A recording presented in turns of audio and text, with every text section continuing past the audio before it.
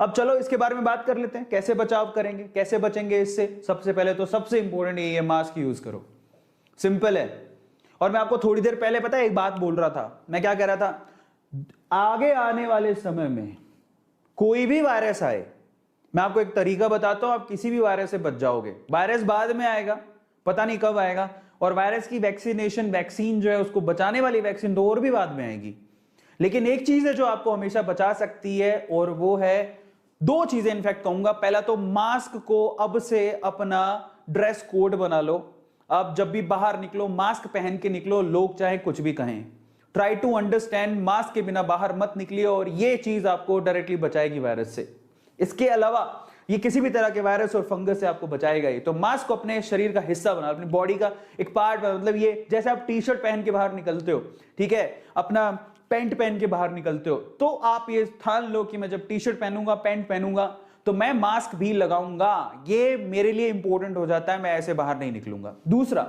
दूसरा सबसे पहले तो जिनको प्लांटेशन बहुत पसंद है, जिनको प्लांटिंग बहुत पसंद है, जो घर पे प्लांट वगैरह लगाते रहते हैं, तो वो मिट्टी के साथ ज्यादा कांटेक्ट में रहते हैं। और मिट्टी आपको पता है गीली होती है, और उसमें फंगस होते हैं। जरा समझिए, खाद में फंगस होते हैं, मिट्टी में फंगस होते हैं, और वहां पर अगर आप बिना ग्लव्स के खाद को या मिट्टी को आप हाथ लगा रहे हो, और अगर आपकी इम्यूनिटी ठीक नहीं है, आप तो सोचेंगे चलो मैं बीमार तो हूं ही, लेकिन मैं पौधों के संपर्क में रहूंगा, पौधों के साथ रहूंगा, तो मैं बचा रहूंगा।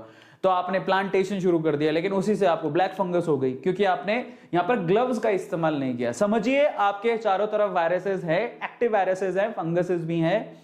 इसके लिए बोला जाता है कि आप मास्क पहनिए, और अगर आप ऐसे कोई काम कर रहे हैं, प्लांटेशन वाला कोई भी काम कर रहे हैं, तो आप ग्लव्स जरूर पहनिए। ग्लव्स को पहनना बहुत ज्यादा जरूरी है, स्पेशली वेटी सॉइल के लिए बहुत ज्यादा जरूरी है। इसके अलावा सबसे इंपॉर्टेंट है, आप कहीं भी कुछ भी करके आए हैं, जरा समझिए, कुछ भी करके आए हैं, किसी भी चीज को हाथ लगाया है, खाने से पहले हाथ धोएं, खाने के बाद हाथ धोएं, हाथ लगातार धोते रहे, हाइजीन का पूरा ध्यान रखें। बस यहीं से तो सबसे बड़ी अगर समस्या का जड़ा, अगर हमें किसी भी वायरस से बचना है, अगर हमें दुनिया में कोई भी वायरस आ जाए उससे बचना है, तो दो चीज जो मैं आप लोगों को कहूंगा हमेशा, एक तो मास्क हमेशा पहने, और दूसरा अच्छे से हाथ धोएं। अगर आप प्रॉपरली हाथ धोते हैं, खाना खाने से पहले, खाना खाने के बाद, कोई भी काम करने से पहले, कोई भी काम करके आप आए उसके बाद, बाहर से आए उसके बाद, मैं अगर किसी भी काम के लिए जाता हूं बाहर, तो आज तो ये हो गया कि मैं प्रॉपरली नहा लेता हूं। देखिए, मैं ये नहीं कहता हूं कि सब करने से हम लोग 100% बच जाएंगे, लेकिन 99.99% तो बचे रहेंगे, जो कि बोतल्स में लिखा रहता है। तो precaution is always better than cure. आप उसका ध्यान रखिए, हाइजीन का ध्यान रखिए, और स्पेशली जब तक आपने हाथ नहीं धोया है, अगर आपने हाथ नहीं धोया है, हैंड वॉश नहीं किया है, तो उसको मुंह पे मत लगाएं। समझिए, अगर आपके आसपास नहीं है, सैनिटाइजर नहीं है, साबुन नहीं है, हाथ कैसे धोएं? इन दैट केस आप उसको मुंह पे मत लगाओ, और स्पेशली उस गंदे हाथ से खाना तो मत खाओ। प्रॉब्लम यह है कि हम लोग खाना भी बिना हाथ धोए खा लेते हैं।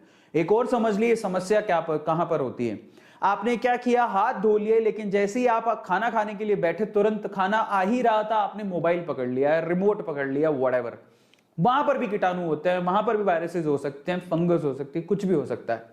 हालांकि ये फंगस वगैरह तो वेटी चीजों पर ज्यादा होती है, तो ऐसी पता नहीं वहां पर होगी कि नहीं होगी, बट वहां पर कीटाणु तो जरूर होंगे। तो इसलिए कहते हैं कि अगर आपने हाथ धो लिया तो सीधा खाना खाइए, बीच में कोई चीज मत उठाइए, बहुत ज्यादा जरूरी है। उठा लिया तो फिर से हाथ धो के आइए, क्योंकि precaution is always better than cure.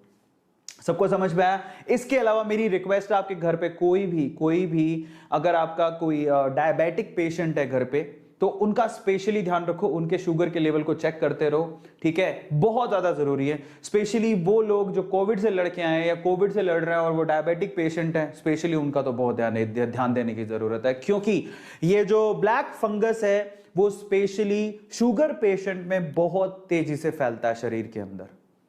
जो ब्लैक फंगस है, ध्यान से सुनिएगा, ब्लैक फंगस शुगर के मरीजों में, शुगर के पेशेंट्स में बहुत तेजी से फैलता है, बहुत तेजी से। उसको पता नहीं ऐसा क्या, एक समझो कि आप जैसे कोई चीज क्यों पनपती है, उसको खाद मिलती है, तो आप समझिए ब्लैक फंगस के लिए शुगर पेशेंट की जो शुगर लेवल है वो खाद की तरह काम करती है, और वो और तेजी से बढ़ने लगता है ना। और बहुत सीवियर कंडीशन से कई फोटो तो देखी भी नहीं जाएंगी। और स्पेशली अगर आप जब भी स्टेरॉइड यूज कर रहे हैं, तो आप ऐसे ही स्टेरॉइड यूज ना करें, इसको डॉक्टर की सलाह के बिना यूज ना करें। ठीक है, ये बहुत इंपॉर्टेंट है। डॉक्टर जब बोलेगा आपको जितनी क्वांटिटी में कहेगा, जरा समझिए, बिना डॉक्टर की सलाह के स्टीरॉइड्स ना लें। ऐसे ही केमिस्ट या किसी और के कहने से ना लें, डॉक्टर की सलाह जरूर ले लें। ठीक है, इन सब चीजों को ध्यान देने की जरूरत है। मेरी विनती है आप लोगों से। इसके अलावा अगर ब्लैक फंगी हो भी जाता है तो इसके लिए एक इंजेक्शन है जो कि मार्केट में है, इसका नाम है रेम्फो। This is amphotericin. So amphotericin एक इंजेक्शन है जो कि फंगी के लिए इस्तेमाल किया जा रहा है। और ये मैंने कहां से देखा है? एक डॉक्टर ने इसकी सलाह दी है। मैं डॉक्टर नहीं हूं, लेकिन जानकारी मैंने जुटाई है और वो जानकारी मैं आप लोगों को दे रहा हूं। ठीक है,